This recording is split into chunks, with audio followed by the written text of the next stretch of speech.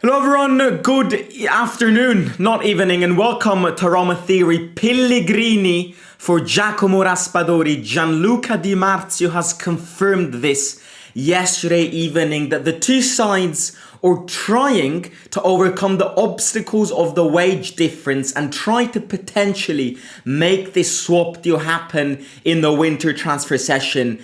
I look at this and I go, it's absolutely pathetic. It's pathetic. It's pathetic because if we think that we can improve with these little useless, pathetic swap deals, the truth is, as always, is that we will never improve. How on earth can we possibly even think about swapping a player who's having a bad season but has had great seasons? I'm looking at his first season under Mourinho. I'm looking at the season in the Europa League. I'm looking at the last period with De Rossi. He is a player who is living a very bad moment, but has proven to be, I'm not going to say a fantastic player because I'd be lying, but a player which can change Roma's equilibrium. For a player who's never proven it, who's had one good season at Sassuolo, and that is it. And this is pathetic. And now again, don't confuse me. I'm not saying keep Pellegrini. I'm not contradicting what I said a few videos ago. I think Pellegrini's cycle at Roma is done. But to swap Pellegrini with Raspadori is like swapping a fried donut with a pot of soup. Like it's pathetic. It's absolutely pathetic. We sell him and we get the money. I am fed up with these useless swap deals which are not going to bring us anywhere. Especially, I look at this swap deal and it's a downgrade. It's a downgrade. Only Pellegrini haters can say that this is not a downgrade. If you're objective and if you analyze football correctly, you will say, despite having criticized Pellegrini, that this is a downgrade. Because Raspadori has proved nothing in his career, has terrible numbers, and adding on to this, he's a player who, in that position, frankly speaking, we are packed with at Roma. We don't need Raspadori. We've got Baldanzi, we've got Dybala. Let's say Dybala leaves, we've got Sule. But if Dybala leaves, you will have to add another one. So we're packed full with players who play in Raspadori's position. Now you're probably thinking, well, we do need a Dovbyk substitution. Raspadori can be it. No, it can't. Absolutely not. No, it can't. Because Raspadori cannot play as a striker, and he himself has said this in various different interviews. He said that he doesn't feel like he belongs to that position. Raspadori's position, he said it himself, and he's shown to us because Spalletti used to force him as a striker, and he barely ever played.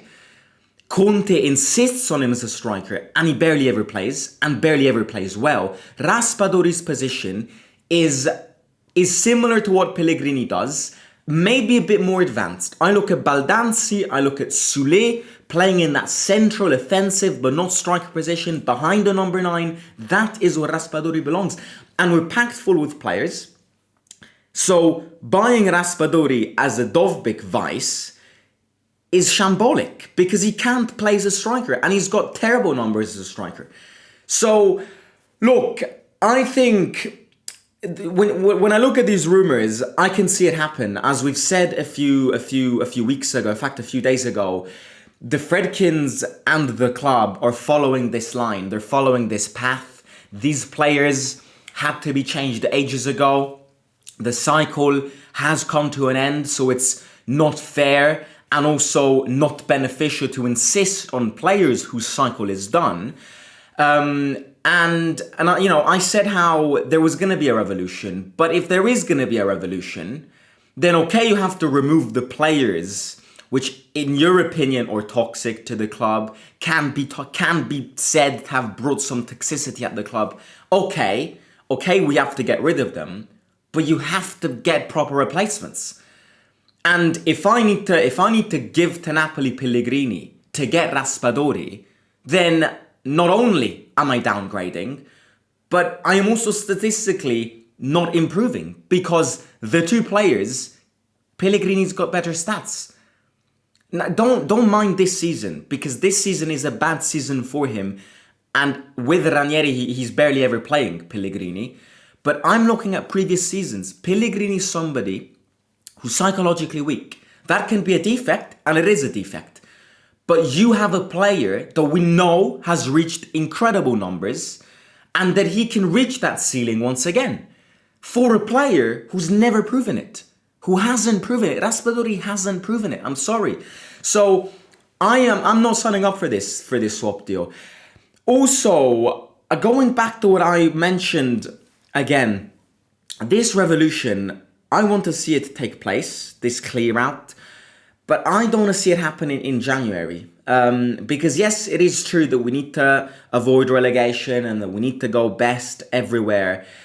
But I don't think a serious club all of a sudden wakes up and sells everybody in January.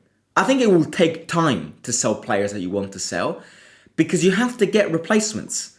And if you, let's say, because I also read Matteo Moretto, which is Fabrizio Romano's colleague, also did mention how Napoli is interested in Mancini and a deal could be kind of shaped around in January.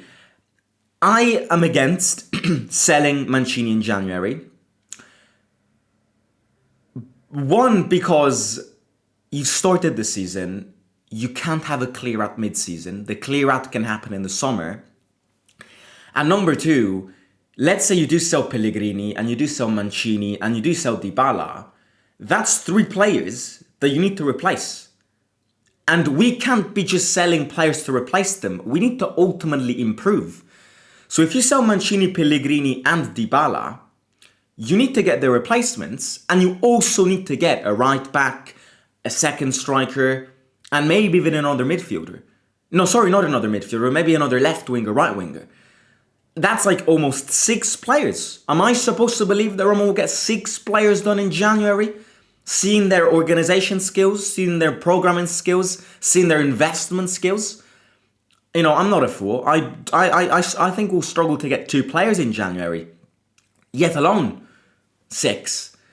So these are all things that you have to consider. A clear out will happen and needs to happen, but not in January, in June, because you need to have the certainties and the time to get the replacements. And people will say, well, if you sell Dybala, you already have the replacement. Okay, I agree. But do we want that replacement to play in the next 6 crucial months of the season? We can accept this. But ultimately, are we going to achieve what we want to achieve? Again, I think it's hard to tell what path Roma want to follow, because I'm not criticizing the decision to offload Pellegrini. I think his time is done. But just get the money. Sell him for, I think Pellegrini, you can sell him, you will find a club in Italy or abroad that will give you max, but 20 million you'll find. Maybe not 20, but you surely sell him for 18 million. 15, 16, 17, 18 million, max 20 million if you're looking at Premier League clubs. I would much rather have the money than swap it with Raspadori, who's not going to bring anything to my football club. There are a few complications, Gianluca Di Marzio said, because of course Pellegrini has got higher wages than Raspadori.